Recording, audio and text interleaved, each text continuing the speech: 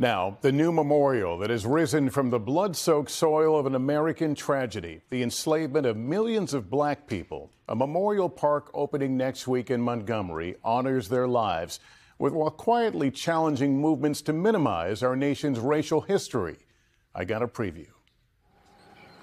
The peaceful beauty of the Alabama River in Montgomery is undeniable, but so is its place in a brutal history. So the narrative will begin on this boat. Absolutely. Being sold down the river, being trafficked by boat or by rail was an absolutely terrifying experience for enslaved people.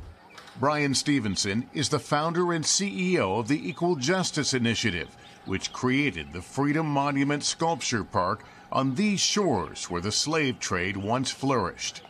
There's not much in the visual record of that era that helps you get a sense of the humanity of these people. And so sculptures and replicas help weave the story from the places they were held.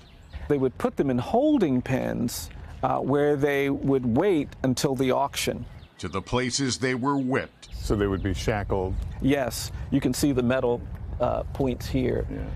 Along the trail, visitors are reminded this human trafficking was not just a stain on the South. Yeah. North Carolina, Maryland, New Jersey. Its tentacles reach north. No, it begins in the north. It begins in New England. Also posted here, laws that codified brutality against slaves. Homicide shall be deemed excusable when committed by accident or misfortune in lawfully correcting a slave. Yes. License to kill. That's right. That's right. And all of these laws really created an order that empowered people to use violence to maintain slavery. The Monument Park joins the recently opened Legacy Museum, which documents the history and impact of the Atlantic slave trade. A third site, the National Memorial for Peace and Justice, lays bare the raw history of lynching in America. It seems like a direct repudiation of some of the things, the movements we've heard over the last couple of years to not teach some of this history, critical race theory. For me, it's been a lifelong ambition to just kind of get people to reckon with the truth. We can't get there if we don't talk honestly about this history. The centerpiece of the sculpture park, this wall embossed with 122,000 surnames that were adopted by newly emancipated slaves during the 1870 census. Prior to the 1870 census, enslaved people could only be numbers in the census or first name. And these are the names that represent the 4 million people who were emancipated and recorded in 1870.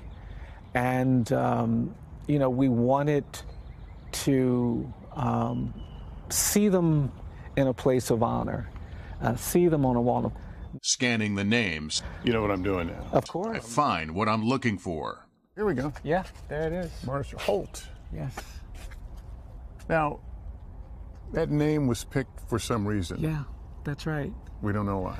No, and what's interesting is a lot of the names were names that people heard. But yes, I sit there and I look at that and I think of who that name represents. Yeah.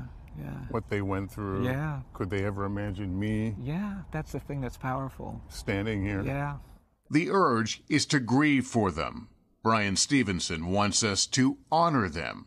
He quotes from the inscription at the base of the wall. We honor your perseverance in the midst of sorrow. We honor your struggle for freedom. Your children love you. And the line that jumps out at me, the country you built must honor you. Yeah.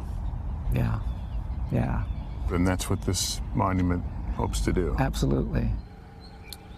A powerful and, as you saw, personal journey of discovery. Thanks for watching. Stay updated about breaking news and top stories on the NBC News app or follow us on social media.